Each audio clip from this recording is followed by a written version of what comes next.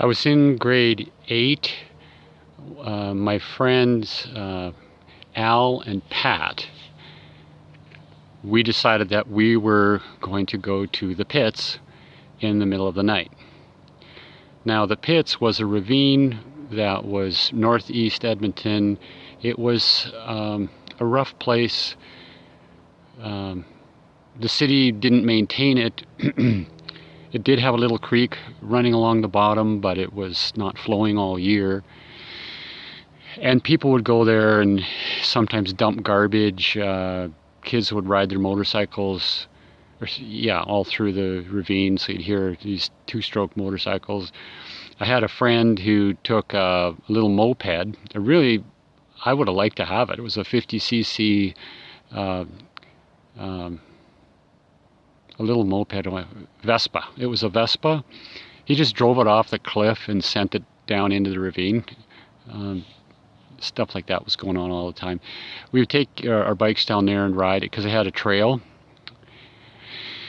And they had a pipe, I think it was an oil pipe, that was all exposed. It went from one bank across a little bridge and then to the other bank. So you could climb over the locked gate, get onto the little man bridge and walk across. It was really high.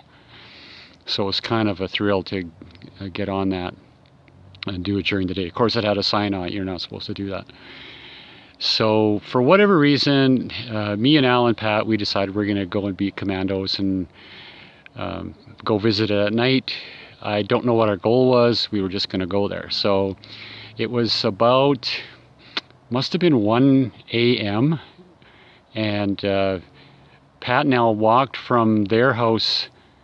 Maybe it was Pat on the way to Al's. Yeah, so Pat came to my house first because he lived north of me, a little closer to me. He knocked on my window at 1 a.m. I got up, dressed, snuck out of the house, and then he and I went over to Al's and got Al at his house, and then we just walked. Now, we normally rode our bikes to the pits because it was so far, but we figured we'd walk because once we get to the pits, what are we going to do with our bikes? We could lose them in the dark.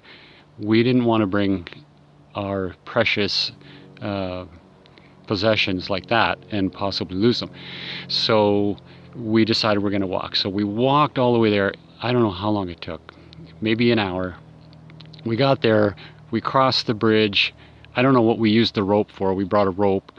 I think we had a hatchet and whatever else. We just kind of hung around in the dark in the pits. There was nobody there, and we were crossing that bridge at night.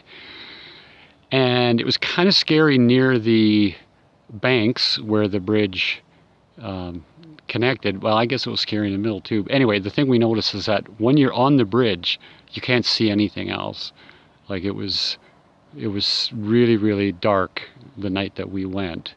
I seem to remember either you couldn't see anything or barely see anything. You couldn't tell how high you were, put it that way. When you were in the middle of the bridge, you couldn't tell how high you were.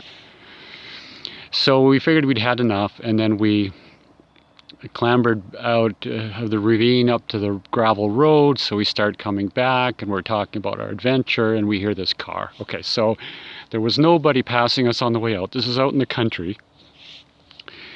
And now on the way back, there's a car coming, and we said, okay, we don't know who this is. Could be an axe murderer. We're walking along like it's totally normal for 3 grade 8 kids. How old are you in grade 8? 13? So we were 13. 13-year-old kids walking along the side of the road with hatchets and a rope. And turns out it was a cop.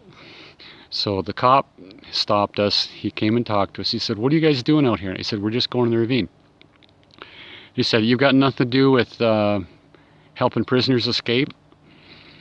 And we didn't know that, but there was some kind of a penitentiary there, or it was a juvenile detention or a prison of some kind, right? And they had breakouts, I guess, once in a while. And the cop specifically said, "Why do you have a rope if you're not going to help somebody escape from prison?" We said, "Oh, well, we're just going to use it to climb trees and stuff, you know." So he told us to get in the car. We got in the car. He drove us all the way back. So he got the whole story. Like, And he guessed half of it. He said, "Your parents don't know that you're out here, right?" And we said, "Right." We didn't want him ringing the bell, because then it would expose us, right? So he drove us to Al's house, and he said, "Oh, so you two parents think you're over at this guy's house, and then actually you're all escaped." And we said, "Right." Well, actually, that was only partly true. It was, in fact, it was all a lie. None of our parents knew where we were, what we're doing, and nobody's parents realized that somebody was staying at somebody's house. It was all a lie from top to bottom. But the cop bought it, and I think he knew we were lying, but he didn't care. So he just gave us a ride back, and he was probably just making sure we got to somebody's house safe, and then he just drove off. Never gave us a ticket for anything. I guess it's totally normal to be walking around with hatchets and ropes at the age of 13 out in the country. Anyway, that was one adventure.